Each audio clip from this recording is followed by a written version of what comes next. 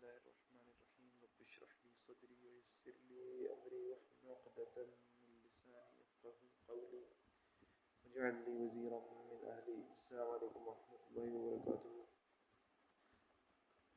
اس وقت میں نے بات صرف فلسطین کی نہیں کرنی، تمام جگہ جہاں مسلمان یا کوئی بھی انسان کوئی بھی اللہ کا جاندار اوپریس ہو رہا ہے اس کے بارے میں کرنی ہے. اور یہ کیوں کرنی ہے؟ میں نے ریسنٹلی یوٹیوب پہ ایک لیکچر سنا تھا ساحل ادیم کا. اس سے مجھے ایک بات ریئلائز ہوئی کہ ہم مسلمان کس لیول پر گر چکے ہیں.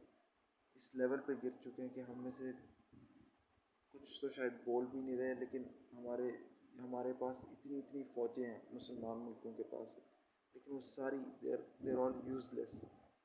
جہاں بھی مسلمان اوپریس کیے جا رہے ہیں، فلسطین، کشمیر یا دنیا میں کہیں بھی، اور مسلمان کی انسانیت کہیں بھی، ہماری فوجیں اپنے ماشاء اللہ کنٹونمنٹس میں بیٹھی مزے کر رہی ہے. اور کیا فائدہ ہے ایسی فوجوں کا؟ دیر جسٹ پپٹس، ڈیکوریشن پیسز ہیں یہ، جن کا کوئی فائدہ نہیں.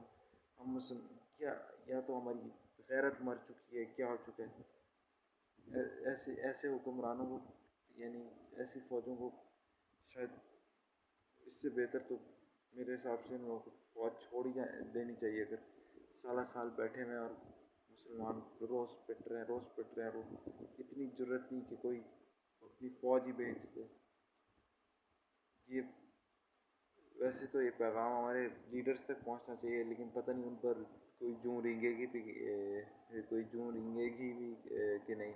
وہ تو اللہ معافی، ایسا لگتا ہے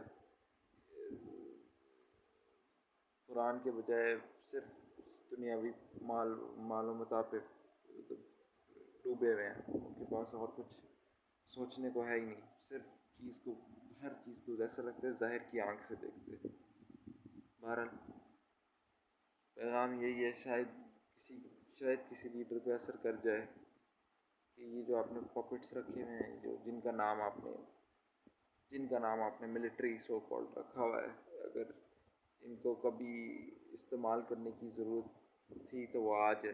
ان کو جب تک ڈیکوریشن پیس بنا کے رکھا ہوا ہے، مطلب مجھے تو سمجھ نہیں آتی کہ ہمیں ایز مسلمس، ہر مسلمان کو اس وقت کسی نہ کسی پلیٹ فارم پہ اس پہ کوئی نہ کوئی تو آواز اٹھانی چاہیے. ایسا لگتا ہے ہم اتنے بے غیرت ہو چکے ہیں، صرف اپنا ہی سوچنا، صرف اپنے گھر کا سوچنا، کہ دوسرے مسلمان کو پٹتے جائیں. کل کو ہماری باری آئے تو سب لوگ چپ ہو کے بیٹھ جائیں، ہم پٹیں، کیا ہمیں یہ قبول ہوگا؟